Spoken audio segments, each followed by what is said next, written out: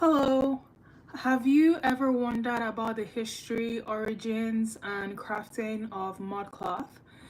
If you're curious about that, today's live is on mud cloth, the origins, and how it's made, how to authenticate it, where I buy mine from so you can purchase yours too if you're in the United States, and different ways you can style them and incorporate them into your wardrobe and lifestyle. If that's something that sounds like your jam, I encourage you to stick around. Also, subscribe to the channel. A quick introduction: my name is Ashanwa. Welcome to LAJA. This is a channel dedicated to African fashion, print, and textiles. Here, I explore the beauty, diversity, and versatility of African textiles and the different ways they can be incorporated into your wardrobe and lifestyle. This is a big passion of mine, and I am here to share my findings and discoveries with you all. So, on to modcloth. Modcloth is a textile that is near and dear to my heart. It's one of the more popular and also one of my favorite African textiles. I also have a special guest today that will be helping me with my styling videos. Her name is Celine, and we're going to get to her shortly. So, stay tuned. So, what is modcloth? Modcloth is a hand woven, hand dyed fabric that originates from Mali, particularly Timbuktu. So, this is an East African cloth, a West African cloth, sorry. It's known for its earthy geometric tones. Bogolafini is the Balmaman translation for modcloth. Bogo means mud, la is traces of, and fini equals cloth. So yes, actual mud cloth consists of mud. That's why it's called mud cloth. It's a very earthy fabric. So if you're someone that loves earthy fabrics, earthy tones, and just sustainably made fabric made of natural fibers, this cloth or this textile is for you. Modcloth dates back to the 12th century. It involves strips of hand woven cotton that spun into yarn and dyed yellow in a bath filled with dye. This dye is made from fermented branches and leaves. Once dyed, the cloth is air dried in the sun, and as it's air drying, mud, so actual mud, is used to create the design on the cloth. Once the designs are created, it is left out to air dry in the sun, and then the excess mud is removed, and the process is repeated again until the designs on the mud cloth come out as dark and as potent as desired or as possible. So for those of you who are just joining, I'm talking about mud cloth, Malian mud cloth, the origins, the history, and the ways that it can be incorporated into your wardrobe and lifestyle. So I'm going to go through the portion of the teaching, and then I'll open it up to questions and we can chat and interact with each other. So thank you to everyone who is here and has joined the chat. So on to symbolism on mud cloth. Mud cloth has many symbols that send a message. What makes mud cloth different from other African textiles is that a lot of the symbols have not yet been decoded, and this is because they were meant to be understood by a subset of people, a small subset of people, or a particular family. The messages were typically passed down through the maternal line from mother to daughter and so on, and they were usually coded and kept within the family or within a small subset of the community. However, there are also some that have been decoded, and I'm going to walk you through them today. I have my notes down here, so if you see me looking down, that's the reason. So, a few symbols that have been standardized for modcloth include the twirl, which signifies life, wosoko, which signifies a sickle. And there's a story behind this particular symbol of modcloth. Essentially, a farmer had a sickle he loved so much that he felt and believed it deserved a symbol of its own. So he created one, and we have it today. We also have brave man's heart, which symbolizes bravery and courage. So this symbol was put on mudcloth for soldiers and mercenaries or people who were traveling for protection and safe journey in their travels. We also have the iguana's elbow, which signifies fortune. And essentially, iguanas led soldiers to water, which they needed to survive. So you can see how this did signify fortune and good luck. So those are the four options that I know so far. If you know of any other mudcloth symbols and their meanings, I would love for you to share them with me in the comment section so we can learn from each other. I also have a video I did about 7 years ago where I actually share images, and you can check them out if that's something that you are interested in. So on to modcloth in fashion. We have gone through the history, we've gone through symbolism. For those of you who are just joining, I'm talking about the history of Malian modcloth and the different ways they can be incorporated into your wardrobe and lifestyle. Now I'm going to talk about the significance in history, in fashion, excuse me, the significance of Malian modcloth in fashion. So a prominent figure known as Chris Seydoux, who is no longer here with us, unfortunately. He lived from 1949 till 1994. He was a Malian fashion designer, most known for putting modcloth on the global stage. Because of him, the fabric became a symbol of national pride for the country of Mali. He was working in Paris and he created an entire winter collection that was a runway success, which included modcloth. And he also interned with the French fashion house in Yves Saint Laurent, so YSL. Modcloth is used in clothing, furniture, carpets, home decor, wall decor, and more. And it really transcended the walls of fashion thanks to him. So we have Chris Seydoux to thank for the vast popularity of modcloth within the African diaspora and beyond, and may his legacy rest with us. So on to authenticating modcloth. Authentic modcloth, and these are a few things that you can use to authenticate your modcloth. Authentic modcloth is made in Mali. So if you find a modcloth that claims to be made in any country other than Mali, you have every reason to question it. If it's made in China or any other country that's not Mali, then you have reasons to question it. So that's number one. Authentic modcloth is made in Mali. Number two, authentic modcloth is sewed in pieces, not in yards, like African prints are. So, like I said earlier on, the creation of modcloth is done in strips. So strips of fabric or strips of cotton fabric are woven together. So they're typically done in strips. So I have an example of how modcloth looks like. Um my guest, Celine, over here is wearing some modcloth. And I also have this modcloth cape that has some symbols on it. And I'm going to redirect you to how it looks on the inside. So you see that it has strips. This is a combination of strips of modcloth. So you can kind of like see the strips here. That's one strip. And then this is the second strip. I don't know if you can see that. Comment if you can see what I'm talking about.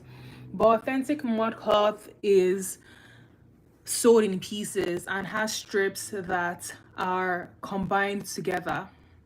So that's the second way to authenticate modcloth. If it's just one whole fabric, it's a little bit questionable. But if you do see strips in them that look like they're joined together, then that's more likely a telltale sign that it is authentic modcloth. Number three, imperfections are normal and to be expected since it's hand woven and handcrafted and hand drawn. For me, I feel like that's what gives modcloth its unique edge, because if everything is too perfect and everything looks very clean cut, like you can see this, the lining isn't exactly straight, it's a little bit crooked and it has imperfections. And I feel like this is what gives modcloth its edge and its special touch. And uniqueness essentially. So look for imperfections in your cloth and don't shy away from it. I really encourage you to embrace it and think of it as the quirks that make the cloth its own being. And last but not the least, mod cloth. I already touched on this earlier on, but I really want to touch on this again and hit the point home. And that is mod cloth consists of narrow woven strips sewn together. So I already showed you this example of the narrow woven strips sewn together, and that's just how you can authenticate mod cloth. So where do you buy mod cloth from? I'm sure you're wondering if you're watching this video. If you're in the States, an Etsy store that I like to purchase from is called African Textiles. That's where I purchased so this piece of mod cloth that my mannequin, I won't call her a mannequin, I'll call her my model, that my model is wearing. She has this pink one. I purchased it from that Etsy store, and I also purchased this orange one from the Etsy store as well. So the Etsy store is called African Textiles, and I'm going to leave a link down below in the comment section outside this live so you can purchase if you want. Please let her know that I sent you. This mod cloth that I got, you can see they come in like fun colors like pink and orange. They are straight from Mali. So this is authentic mod cloth. This is orange, as you can see, and I'm sure that if I open it up, I will see the strips that are sewn together, that are woven together. So you can actually see it over here. So this is one strip. This is a second strip. So it looks like there are 3 strips in total that are woven together, which I really love. So yeah, this is authentic mod cloth straight from Mali. So that's the orange one.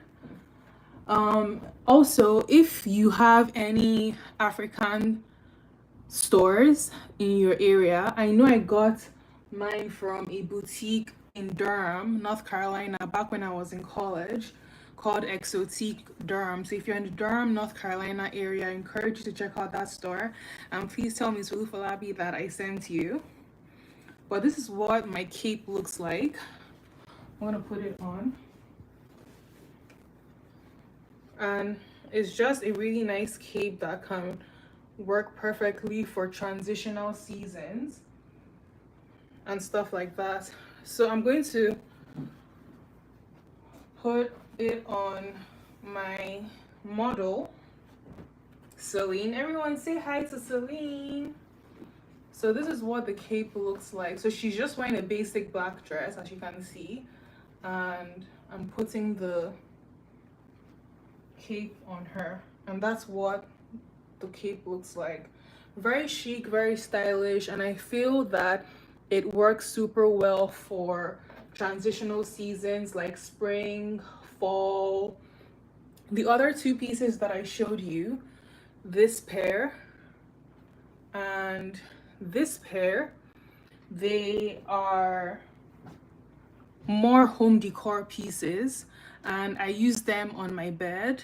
I think I did a video on my channel where I shared my mod cloth collection, so you can check it out so you can see how I actually place these in my home. But I use the pink one because my bedroom is pink, and I use the pink one as a bed cover, a bedspread. And then I use the orange one in my living room as a chair cover. So when I have visitors over and they're looking to cover themselves, I give that to them. So that's, what's on at the door? Okay. So that's how I incorporate mod cloth into my wardrobe and lifestyle. I will say that mod cloth is a pretty heavy piece, and that's why it works well for transitional seasons. Like I said, I wouldn't necessarily say it's warm enough to cover you through the winter weather. You will have to wear layers on, but for spring and for fall, it's got you covered for sure, for sure. So that is it for this teaching section. I'm opening it up to questions right now. I'm going to go through the comments, and if you have any questions for me, now be the time to ask, and we can go from there. So thank you for listening, and let's see the comment section. What's happening here? Okay, so hi Ricky. So I'm actually talking about modcloth and its history, origins, use in fashion, and the ways it can be incorporated into your wardrobe and lifestyle. Lucas said hi, Dude said hi, Jacob said hi, Bean5 said bumbleclat. Okay. So that's pretty much it. So if anyone has any questions right now, for those of you who are joining, I am talking about modcloth, Malian modcloth, the history, origins, its place in fashion, and the symbolism behind it, and the different ways you can authenticate your modcloth, and how I incorporate it into my wardrobe and lifestyle. So if you have any questions for me right now, it will be the time to ask me. And modcloth is actually one of my favorite African textiles that I own. I love the earthy tones. As you can see on Celine, she has on a modcloth cape that is just super chic. It has some symbols on it that I honestly don't know what they mean, but this is just a very simple way that you can actually style your modcloth. It doesn't have to be too complicated. And when I bought this modcloth, I intentionally purchased it in a neutral color, which is what a lot of modcloth comes in. Although today, like I showed you as well, you can actually get modcloth in bright colors like orange and pink. So definitely check out African Textile Store, and you're going to love what you see there. I knew I did. But for wearing on a day-to-day basis, I definitely prefer a more neutral tone. This particular piece of modcloth, this modcloth cape, is lined with kente print, and that just gives it a special touch and a special edge as well. And it just makes for a very versatile standout piece. I know whenever I wear this cape, I always get compliments on it, and people always ask where I got it from. So if you are someone that loves African textiles, or in particular modcloth, I would love to know where you get yours from. So if you can share it down in the comment section, that would be great, so we can all learn from each other. I really want this to be a space where people can come to collect and gather, share knowledge, and also collect information on different ways they can either shop for African prints and textiles, incorporate into their wardrobe and lifestyle, and just become more knowledgeable of the continent through clothing and textiles. Because I think that's just one way that one can express their culture and their heritage. It's through the clothing that you wear.